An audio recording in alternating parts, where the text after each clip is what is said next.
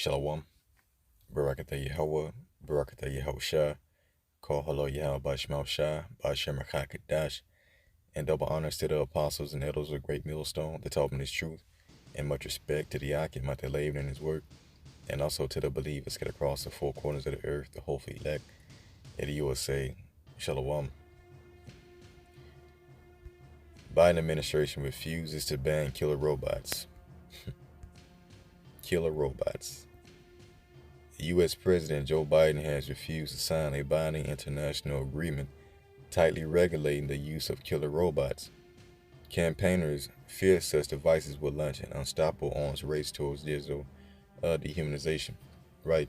And that's ultimately what these devils wanted to do the whole time, which is to cause the rise of machines to overtake man. When you watch movies like The Terminator, I, Robot, and other movies as such, they always depicting machine coming up against man, and destroying them. Well, that's literally the vision that they wanted to bring forth in this NWO, as we see, new technology being brought out, such as the dog, which first, when they first displayed this dog, it was like a friendly toy, okay, like an alternative type pet or something.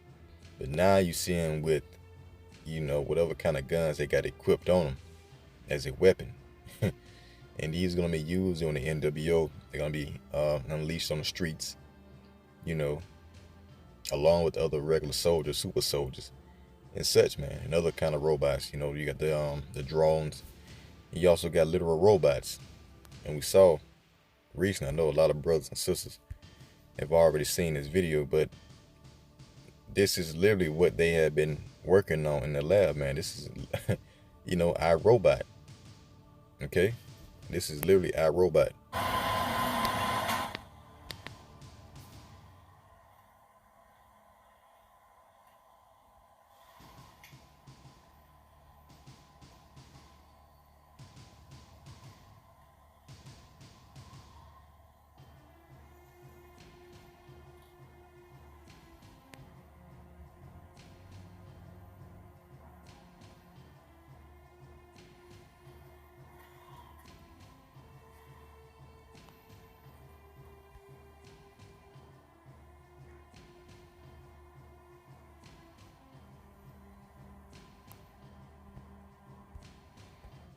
And that shit is lifelike as hell.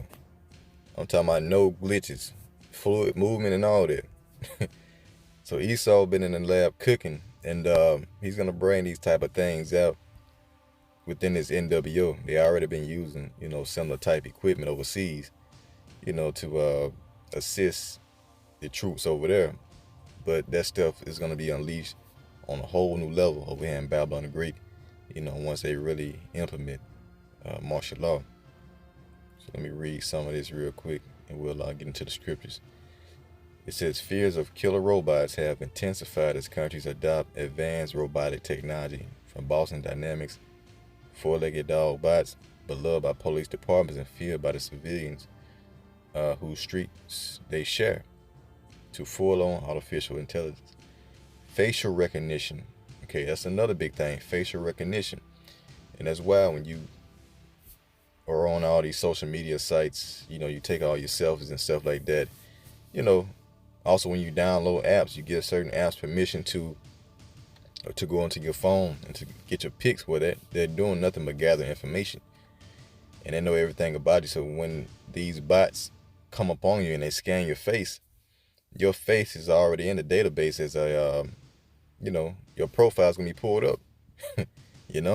So all along they've been planning for this very moment. So facial recognition has also run up against public outcry, with some cities opting to ban it altogether, while companies like Amazon reach out to authorities in an effort to be the first to market the terrifying tech. The bots have been used on the battlefield, reportedly in terrorist incidents in the Middle East, and by the Australian military, among others. While entities deploying such systems may keep them quiet to avoid spooking the populist, human rights groups like Amnesty International have sought to raise their profile with grisly public awareness campaigns such as recent contests to see if a target could avoid being detected by a killer AI in 10 seconds. All right. So this is what they want roaming the streets in this man's new fourth industrial revolution, as you say. And these going to be used to bring in that NWO. Okay, so that's why we're gonna have to need Yahweh Shah. That's why we need Yahweh Shah. And it's got the script to say, you know, let's get that real quick. The book of Mark, 13th chapter, and verse 19, it says, "For in those days shall be affliction, such as was not from the beginning of the creation, which the Most High created until this time, and neither shall be." Okay, and it's ultimately going to be capped off with the nuclear destruction. But before that, okay, it says, "And except that the Lord had shortened those days, no flesh should be saved. But for the elect's sake whom he had chosen, he hath shortened the days." So eventually, ultimately, the elect will be preserved from the said perils. Okay, no matter what this man brings forth. Matter of fact, let me see. She would say, "Further not his wicked devices." Alright, let's see. That's a good one. Psalm 37:7. It says, "Rest in the Lord Yahweh Ba'Shem El Shah, and wait patiently for him, and fret not thyself because of him that prospereth in his way, because of the man who bringeth wicked devices to pass." Alright, so as we see, Esau on the left hand is fulfilling his blessing of the sword. So he's literally just showing you that the Lord is in control, because he was given this blessing of, creating all this new technology, all these new weapons and stuff, all this space weapons and stuff. It looks like this man cannot be taken down, but the Lord literally raised him up just to show his power through him, because he looks like a god up on earth right now. So Revelation 6:4, "And there went out another horse that was red, another power that was red, representing Esau, and power was given to him." You see? So this power, this man's blessing of the sword, was given to him, that set the wrong to take peace off the earth, right? It's like to take peace from the earth, and that they should kill one another. And it was given unto him a great sword. See? So he was given all this carnal technology, this artificial intelligence, just to fulfill the left hand side of the Most High. Okay? So no matter what this man brings forth, you understand, you got to know that the Lord's going to have to bring in his right hand to combat that shit, because it ain't no way that the elect can be saved from this man without some kind of divine intervention. Esau knows everything. As it says in the book of Ezekiel, the 28th chapter, it says,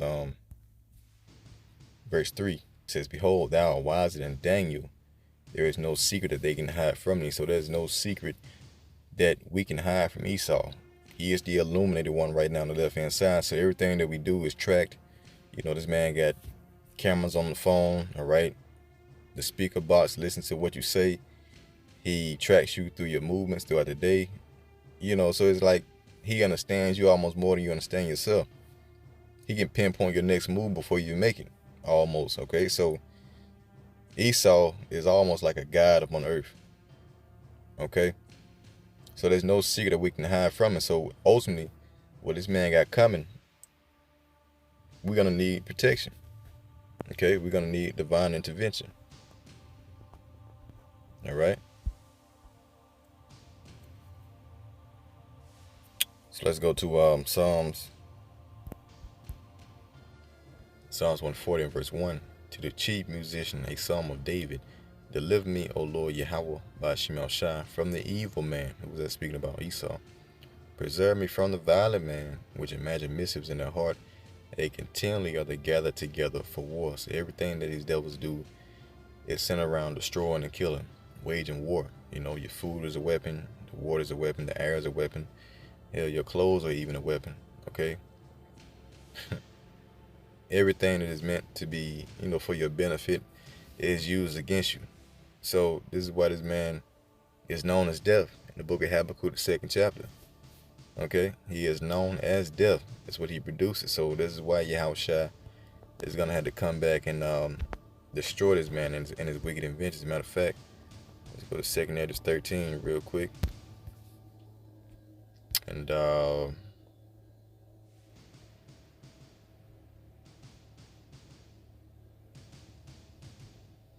start at verse 29. It says, behold, the days come when the Most High will begin to deliver them that are upon the earth, speaking about the elect.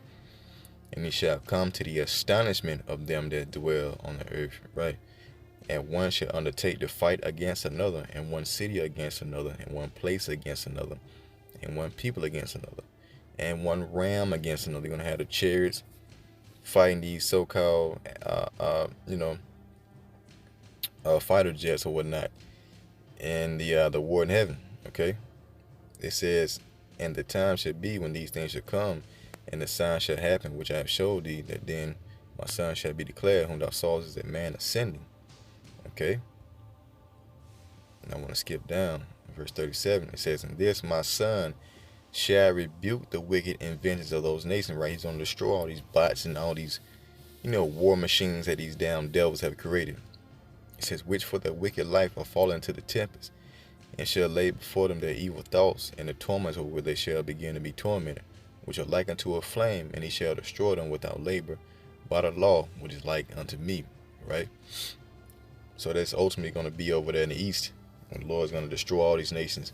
They're going to be gathered into the valley of Yehoshaphat, the valley of judgment, and he's going to destroy those nations for the controversy of Zion. All right, so let's go back to 2nd Esdras, the 8th chapter, and verse 27.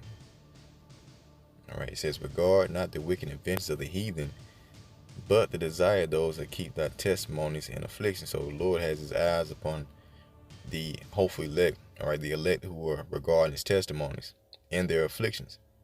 The ones that are enduring in his faith, they're going to be saved from this trouble.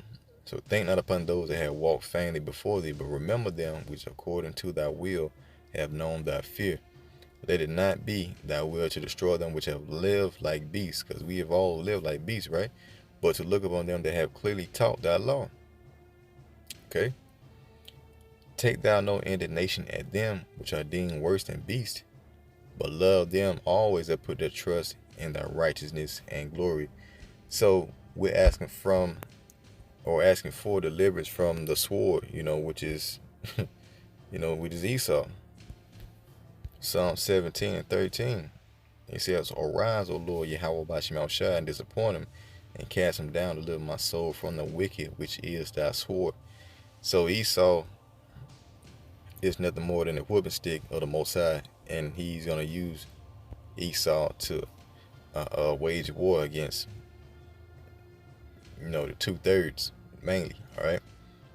Isaiah 10 and verse 5. O Assyrian, the rod of my anger, and the staff in their hand is my indignation. So the weaponry, the military equipment, the artificial technology that Esau has was given to him by who? Yahweh Bashim Shai. So that is the indignation of the Lord. Verse 6, he says, I will send him against an hypocritical nation, the 2/3, and against the people of my wrath will I give him a charge, to take the spoil and to take the prey and to tread them down like the mire in the streets. Okay, it's going to be just like that Terminator scene in the opening. They're going to be tread down like the mire of the streets. Okay. So let's skip on down.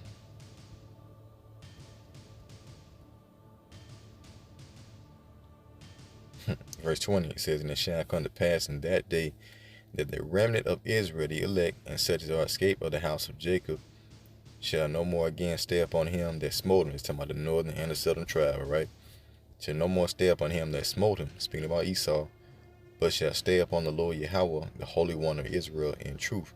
The remnant shall return, even the remnant of Jacob, unto the mighty power. Okay? So there's nothing that Esau can do to stop the elect from escaping. All right? Because what Esau is a rod of the Most High. He is the the indignation of the Most High's left hand against the rebellious children. So Isaiah 10:24, therefore thus said the Lord power of hosts, O my people that dwelleth in Zion, be not afraid of the Assyrian. Mighty Assyrian, speaking about Esau, he shall smite thee with a rod, and shall lift up his staff against thee after the manner of Egypt. For yet a little while, and the indignation shall cease, and my anger and their destruction. So the Lord's going to swipe that sword one more time, all right, after the 2/3, and after that he's going to swipe his right hand with Yahushua to destroy Esau. Okay, and that's going to be the kingdom of heaven. So, hey, fret not thyself because of the wicked doers that'll bring these wicked devices to pass, man. For they shall soon be cut down like the grass. All right. So yeah, just want to go through that real quick, man. Lord willing, you edify. Until next time, I say, shalom.